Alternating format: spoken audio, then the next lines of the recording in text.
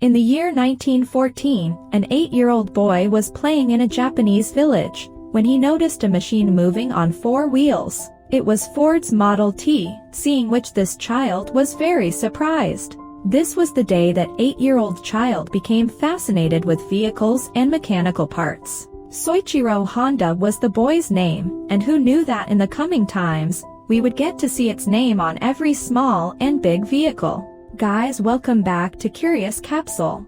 In 1906, Soichiro Honda was born in a small Japanese village close to Mount Fuji. In addition to being a blacksmith, his father used to do cycle repair work on the side. Honda's 5 siblings had already died due to various diseases. That is why his parents had high expectations for him, but he was uninterested in studies. Honda, on the other hand, was more interested in repairing bicycles with his father. Honda saw a job advertisement in the newspaper when he was 16 years old. Technicians were needed at the Art Shokai automobile service station in Tokyo. Honda applied for the job by writing a letter to the company, and was fortunate to receive a positive response. This was the time when Honda left his home and school to go to Tokyo in the hope of earning. Honda's dream was dashed when he arrived at Art Shokai in Tokyo. He was hired to do cleaning jobs and even babysitting by the company's owner.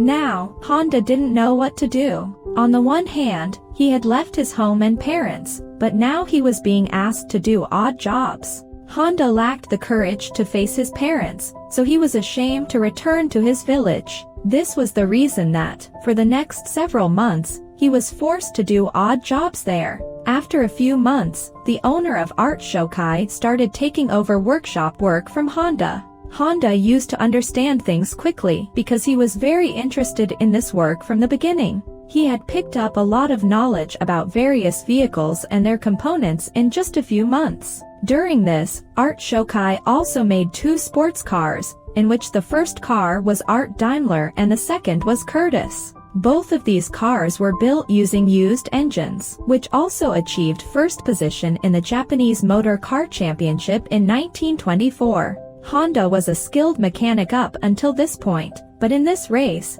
he was seated next to the driver as an engineer. This was the event after which Soichiro Honda made motorsports his religion. For the next several years, he continued to work in Art Shokai and also kept increasing his experience. In 1928, at the age of 22 years, its owner decided to open another branch. This branch was to be in the city of Hamamatsu, which the owner entrusted Honda to run there. With just 1 employee when it first opened, Honda's new Art Shokai branch has grown to 30 in just 2 years. Now, Honda had also improved his skills as a mechanic and racer. He took advantage of his expertise to design a sports car for his boss. This car could run at a speed of 75 miles per hour, which broke all the old records. For the following 20 years, the record remained the best ever set in Japan. The proprietor of Art Shokai had grown to value Honda more deeply.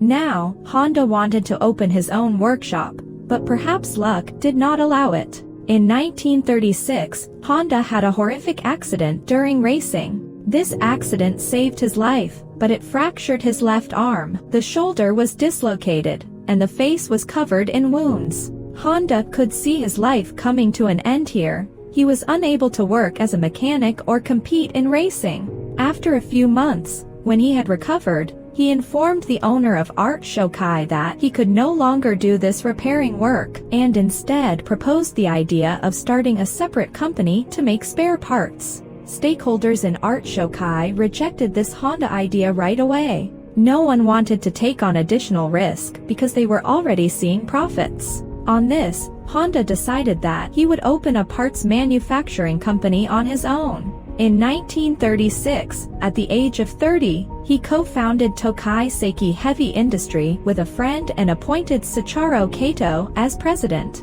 Honda had established the company, but he lacked the necessary funds to run it. He worked for Art Shokai during the day, and attempted to make his own engine pistons for his new company at night. For the next several months, Honda continued on this routine, but he could not get any success. On the contrary, he had weakened by continuously working in shifts. One failure after another was impeding his progress. That is why Honda enrolled in a university to study metallurgy. In 1939, after 3 years of continuous hard work, he finally succeeded in making a piston. He quit his job with Art Shokai and began making pistons full-time. But Honda was unaware that the piston he designed still had numerous flaws. When he presented his pistons to the Toyota company, 27 of 50 heavy designs were rejected. This news struck Honda like lightning, as there was no turning back for him. He began traveling throughout Japan to learn about the needs of various companies. Honda visited various factories and met automakers.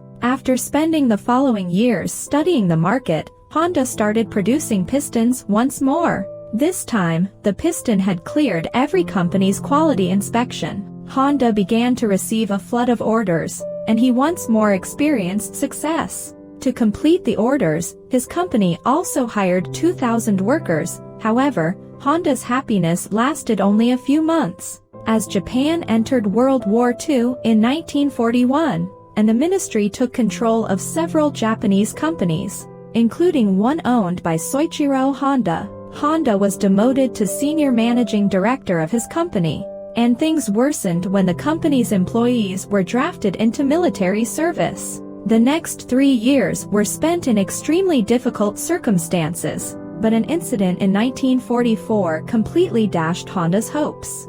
During the air raid, a missile struck the Honda factory directly. The entire country's situation was deteriorating. Japan appeared to be on the verge of defeat.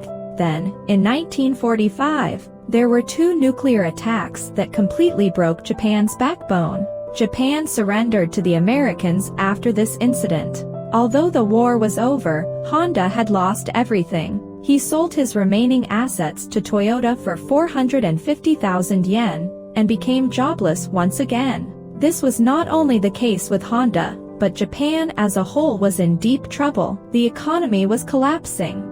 Food and water scarcity, as well as inflation, had dashed everyone's hopes. It was extremely difficult to obtain public transportation because petrol had become scarce in Japan. During this time, Honda received a small engine from the Japanese Imperial Army, which they used to run a wireless radio. Due to his habit, he had an idea that why not use this engine in a cycle to solve his transportation dilemma. This will make transport simpler and more affordable, which is important because back then, people were already very concerned about inflation. When the Japanese saw this engine mounted on a bicycle, they were excited. Honda obtained a few used engines, but public demand was so great that Honda now designs its own new engine. The Honda logo appeared on a machine for the first time in history. Honda did not have enough funds to mass-produce these cycles. As a result, he sent an open letter to 18,000 shopkeepers. People believed in Honda so much that 3,000 shopkeepers responded positively and gave him money in advance. In the next 3 years, Honda made a motorcycle that was according to the requirements of the market. It was introduced as the Super Cub, and it immediately caused a stir in the market. The model was so popular that it surpassed America's own Triumph and Harley-Davidson in sales in 1958. Because Honda was very fond of racing, that's why he now decided to make a sports bike. He used to attend various bike races and take notes on the unique features of the winning bikes. In those days, such sports used to be more of a marketing tool for the manufacturing companies than the competition race. In a few years, Honda released its first sports bike, which took first place in the 1962 International Racing Competition. This race made Honda's name famous all over the world. In the 1960s, Honda had become the world's largest motorcycle manufacturing company and, by 1968 it had sold 10 million units. Soichiro Honda finally achieved success after spending 62 years of his life striving for it. But his childhood dream had yet to be realized. Honda now wished to enter the car manufacturing business. He was forbid to do it by a lot of people as well, but he paid no attention to them. At the time, businesses like Toyota and Nissan had already established themselves in Japan. Making a new place for oneself in the market there was very challenging. Honda's first pickup truck, the T360, was a failure.